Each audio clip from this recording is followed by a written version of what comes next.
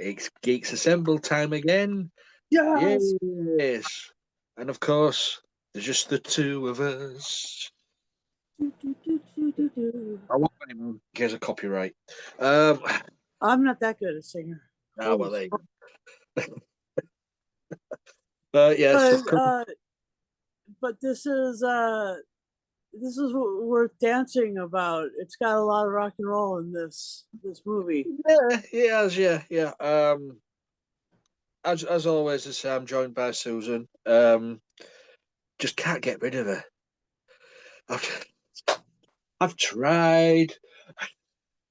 Yeah, I was invited over, and he was like, "You gotta see this hole I dug in my garden," and I was like, "Oh, how neat!" And then he like brought me downstairs and showed me the furnace. She's just trying to get me back on track. Yes, those are a few hints of what happens in this movie we're talking about. This movie from 1989, comedy. Well, it's mainly comedy, horror sort of movie, starring Tom Hanks, Carrie Fisher, Bruce Dern, to name just three there. And it's all about living in suburbia and getting along with your neighbours or your new neighbours, so to speak. We are talking the Burbs. So it's just a little street in America, any other street, where the community has new neighbours in this run-down old house, and nobody ever seems to see them. They hear them at night, the noise is going on, and imagination starts running wild with a few of the neighbours, and they need to find out what's going on. And this is the main plot of the film. So I'll go to Susan. Opening thoughts. The Burbs. All right. Well, this is basically a story of nosy neighbors and animals that poop on each other's yards. No, I'm just kidding. It really is about nosy neighbors, though, because the character Walter disappears. He goes into the hospital, and they think that his other they don't know that, do they? Yeah, they don't know that, and they think that his other neighbors, the Klopeks or Klopeks, have done him in and buried him in the back, and or burned him in the furnace. They've got a really cool sort of horror movie style furnace, and yeah, those guys have a really, it's the family is not photogenic or super well dressed or super pretty or whatever, and so it kind of rubs the neighbors the wrong way. They don't water their yard, they don't keep their yard, and they have and one night, the son, who is played by Courtney Gaines, whose name is Hans, he drives out of the garage and down like 100 feet, 200 feet to the foot of the lawn, yeah, to the pavement, to the curb, to the rubbish bin, and puts something a very big bag of rubbish in there, and as he's hitting it with a shovel or a hoe or whatever, it's making slurpy noises. And the neighborhood is it's like those ladies on Bewitched who are always like looking through the windows and stuff. I mean, it's just a trope that in suburbia people don't mind their own business. They're all up in each other's lives and in each other's business. You know, the dog uh, after the one guy goes away for a minute. The Carol Peterson, played by Carrie Fisher, finds a dog and starts caring for the dog that belonged to the other fellow, and that really is proof positive that he is dead. Not that he's gone to hospital or anything else, but that he's dead. Well, And you don't go anywhere without your wig. without your wig, yeah. Oh my gosh. And so apparently the Klopeks had been taking care of their mail, and the wig had insinuated itself between a few of the magazines. I don't know. And these guys just found it. They broke into the one guy's house, and then they broke into the other family's house. And they kept doing a little bit more and a little bit more until they were digging in the basement of the Klopeks house and encountered a gas main.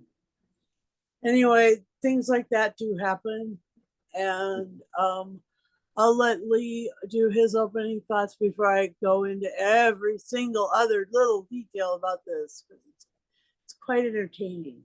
Go on. It is entertaining, and it's very 80s comedy orientated. There's no other decade this would fit into. I know it's the back end 1989, but watching it, I'm thinking, yes, it's so 80s. The humour. You've got the character, the Bruce Dern character, who's all American, the American guy. You know, he raises the flag every morning. So he's like the military stance of the street. You've got I think he came from Vietnam. Vietnam. Yeah. He's still got that mindset. You've got who's the character's name? Art, played by Rick Ducommun, who's a neighbour who persuades Tom Hanks' character to go more into investigating. He's another nosy neighbour. Is Walt? Is Art, should I say? But he's always intruding on everybody else. Invites himself into the houses.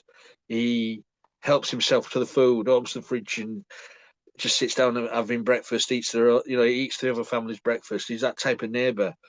You've got Ray, played by Tom Hanks, who is sort of on the verge of a nervous breakdown. He's out of work, at home. On vacation though. You are? He hasn't been fired. He's just on vacation.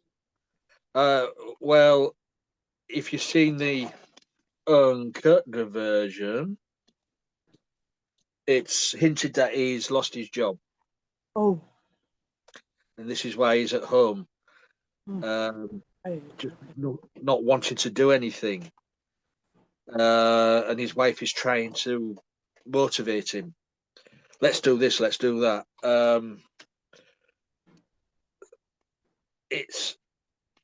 You've got to say that character, then you've got Corey Feldman in this as well. As the streetwise neighbour who just gets off on all the weed that's going down the street and invites all his mates just to sit out, eat pizzas, and watch everything happen down the street. Then say you've got the Klopeks, the three Klopeks.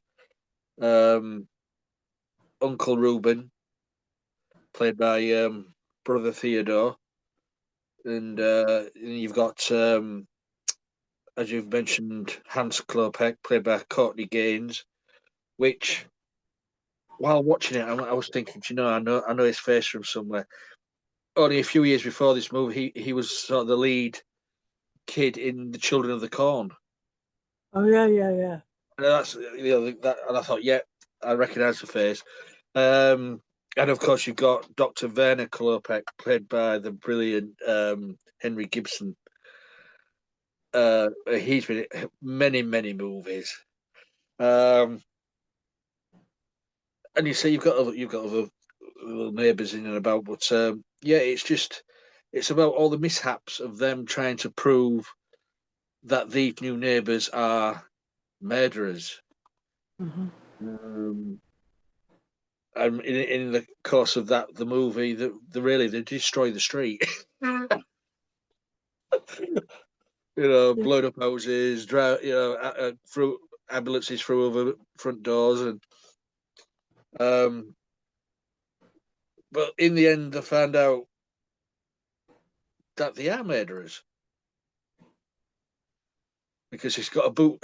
He's got a car full of skeletons in the boot, in the trunk, or whatever you want to call it. But yeah, it's a good little 80s romp. I wish Carrie Fisher had a bit more to do in this.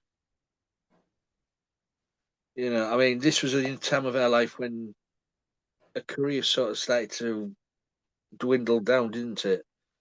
The hype of Star Wars and the Blues Brothers, like that.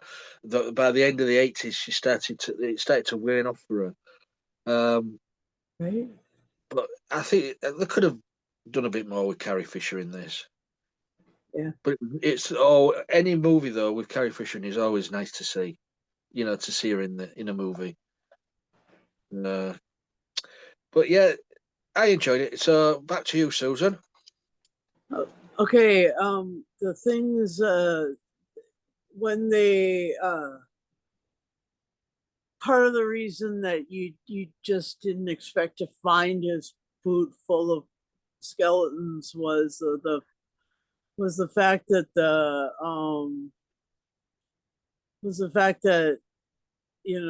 as he had wheeled down to the curb, he seemed to have taken everything out of his trunk and put it in the garbage can, in the rubbish bins. And so I was like, yeah, there's not much more room for anything in there besides that. And so that was really interesting. And the other thing that was really interesting was the garbage men were Dick Miller and the Dr. Robert Picardo from Star Trek Voyager. It was and Stargate Atlantis. I was like, hello. and working and he's done quite a bit of work with Sylvester McCoy and Sophie Aldred and Dan Freeman and those guys too. Strangeness in Space and some other ones of that nature. Do you know what? I totally forgot he did a cameo in this. I mean, I've seen this movie a few times, but I just totally, when he cropped up again, I thought, Susan's going to point that one out.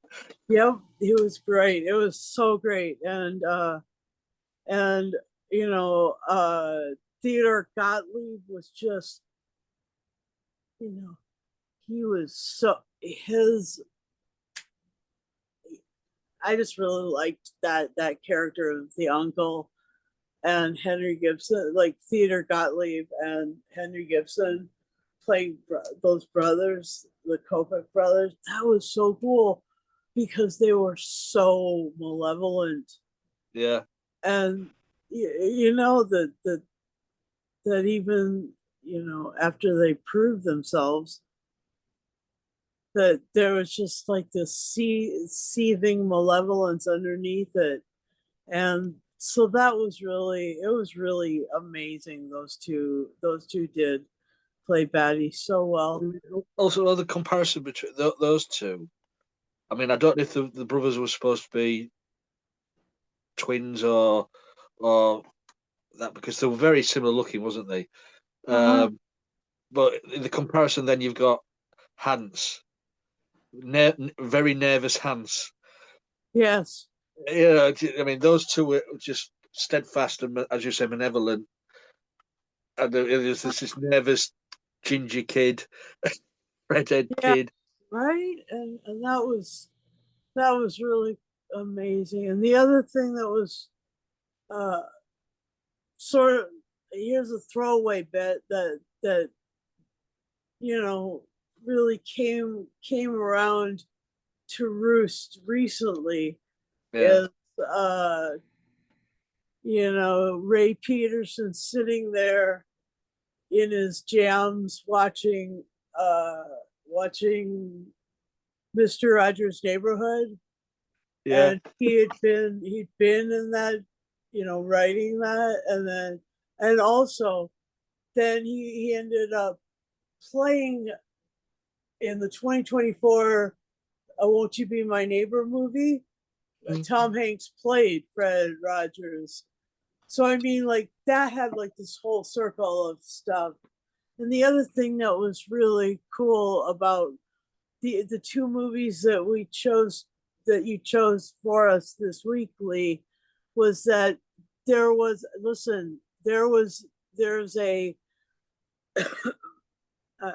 a sense of dread about these two, that you're bucking the system. These brothers Kopeck are bucking the system, and the system is, in suburbia, there's unwritten rules. You keep your lawn nice. You yeah, make your house look okay on the outside. Doesn't matter what it looks like on the inside. Doesn't matter what goes on the inside. But if you're not caring for it on the outside, people are going to try and break in and yeah. fix it, or break in and figure out what the fuck is going on with you. So I mean, like, this is like, these are the unwritten rules of suburbia, and I'm sure that it is ubiquitous around the world. Like, you have to have a nice garden, and you have to have a decent exterior, because those are like the rules, right? And then you also have to take the paper, and there's some things that you have to do to be a proper suburbanite. And I was raised in the suburbs of Minneapolis, and it very much was like this. Like, there were places that were sort of unkempt yards or whatever, and you were just always worried about the people that lived in those in the houses with the unkept yards. And then when I grew up a little bit and was living in Montana, kind of a suburban atmosphere, even though it was just a small town, you know, we were nosy and we got involved with those people. And, my sister and I would roll our little lawnmower and grab our little weed whacker and walk down the street and knock on all the people's doors who weren't minding their garden, weren't taking care of their lawn. And we would, offer to do the job for them for like $30. And it was a service that we offered. And you know, it was basically how we got started in this world of business and life and stuff. But, the the neighbors that we knocked on, sometimes there was like a dread. Oh, this is this house. Oh, I don't know, With the murderers. but that's the rules anyway. So it was cool. Like, and you know, Ray Peterson bragging about the new tools that he's gotten from his father-in-law. That is so, yeah, that is just so suburban. Yeah, I mean, it is the humour's there. I mean, for me, one of the favourite scenes is when they're sort of invite themselves into the house. Mm-hmm. you know, the two guys and the two women to introduce themselves to the new neighbours, and is the they sat there and there's nervous hands handing around sardines. Yeah, Sardines. You know, when Bruce Dern says to him about a photograph in in the frame, he said, "Oh, is that yours?" And no, it came with the frame. So you think, "Oh, right," but yeah, the it is a very. I mean, I don't know if you felt it was an 80s feel to it. 80s, 70s. Yeah, It could have been in the 60s, except for the cars were too nice. But the attitudes were very, very much the same, except yeah, for the the Bruce Dern character, Mark Rumsfeld, wouldn't have been from the Vietnam War. He would have been from the Korean War. If it would have been the 60s, that it would have just been the earlier conflict, instead of the later conflict. And so, yeah, that's it. Very much is part and parcel of that culture. And the interesting thing was that Bruce Dern was like, his all those characters had these enormously damaging crashes. I mean, he fell off the roof, for crying out loud, and the other guy got well, he fell over the fence as the dog came out. he got bit, yeah, like Yeah, really just eaten alive, right? And then I mean, and and rain it got blew up. yep, and and the only thing bad that happened to Ricky Butler, the Corey Feldman character, was that the pizza guy's pizza van tipped over and all the pizza fell down. But they still ate it. Oh my gosh, they still ate it. I, mean, Anyway, I can't believe. I mean, oh, and that guy had all the good music yeah. going. I mean, looking back at watching it and thinking, Corey Feldman was in nearly every summer movie of the 80s Mm-hmm, from, I'm going to say, 80, 85, 86 onwards. mm-hmm, He was in one of the big blockbuster movies of the summer nearly every year. mm-hmm. You know, Stand By Me and what's the other one? Lost Boys. Lost Boys, The Burbs. There was another one. Oh, it'll come to me. But it was nearly every year he was in. Was it? Was he wanting the Oh, the Goonies? Goonies. He was in the Goonies. Yeah, that was it. Yeah. So he he was one of the big stars of the 80s. Exactly. Precisely. Yes.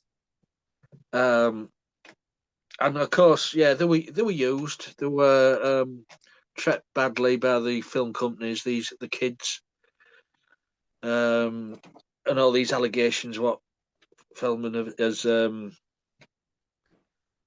been known to put out there now, which I must, to be honest, I quite believe most of it. Um, Yeah. but just thinking back, he must have been living the life. Yep. And he was one of the voices of the Turtles, wasn't he, in the Turtle movie? Yeah, he played that that character. What was it? Slash. Slash. Well, in Turtles. Yeah, and Turtles, like one Yeah, of the. he voiced one of the Turtles. Can't remember which one it was now. Donatello. Um, sure he did. So, who did he? Donatello he voiced. Donatello. Yeah. Okay.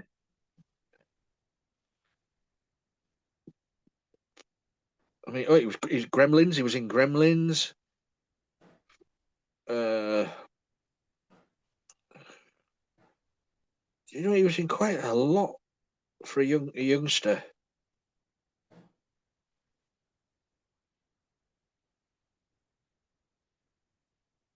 But I mean, it said Tom Hanks as well. This was 1989.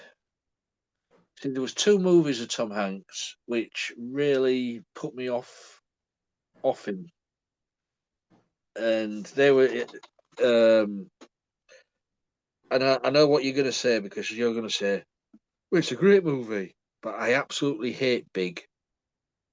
Okay, I don't really remember it very well. And Splash. It was those two movies. What sort of didn't gel with me, and it sort of put me off him as an actor, and it sort of stuck with me that it's Tom Hanks in the movie, but I know he's made some great movies. It's just that stuck with me of those two movies. What I can't stand. Yeah, okay. So, anything else, Susan? Um,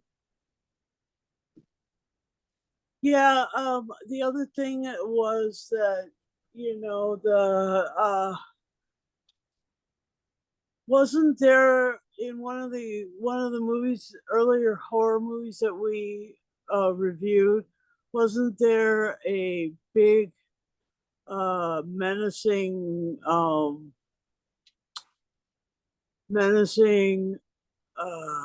furnace that had like a mouth that went like this?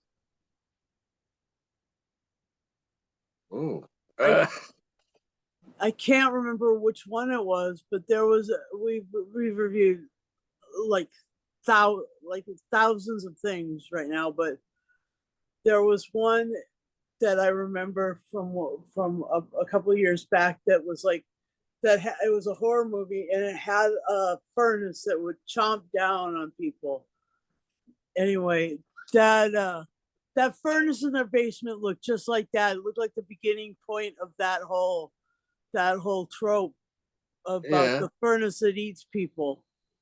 And I just thought that was like, I could see how that started.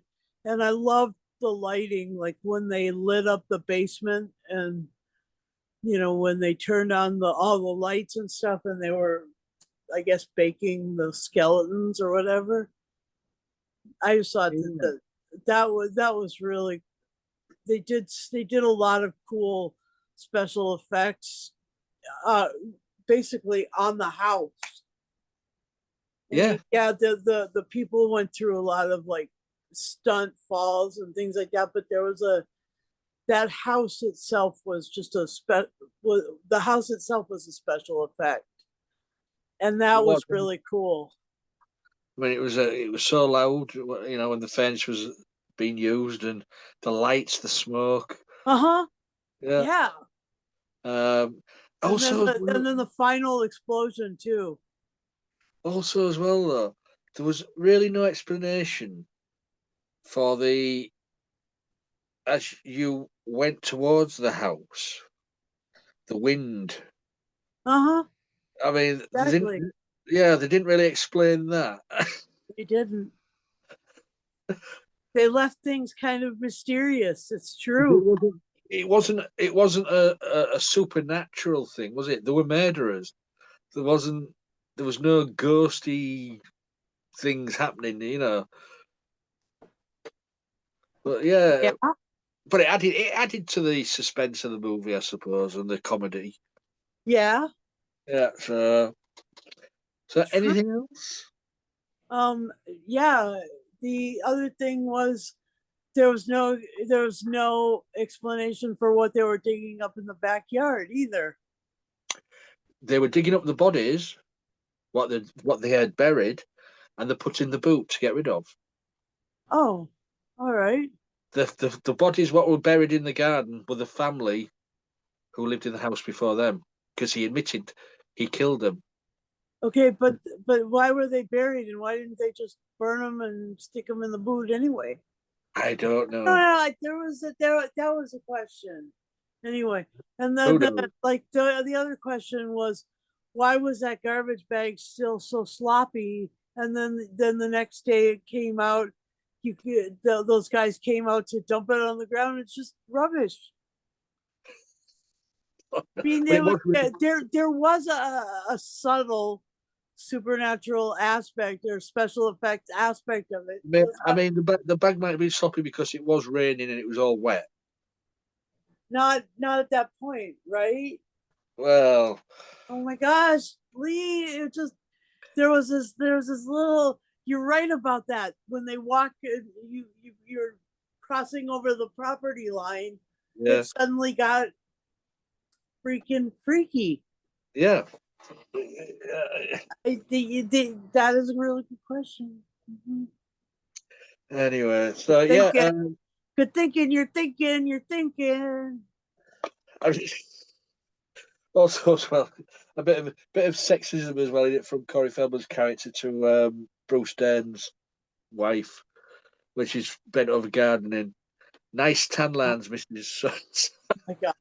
Yeah. Made me laugh. Because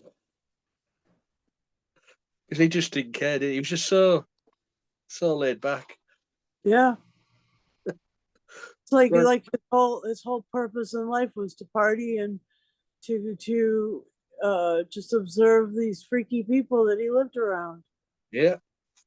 So anything else on the blurb? Yeah, I mean the basement, that whole thing was you know, they use that a lot in things like Fright Night and other things Oh, yeah.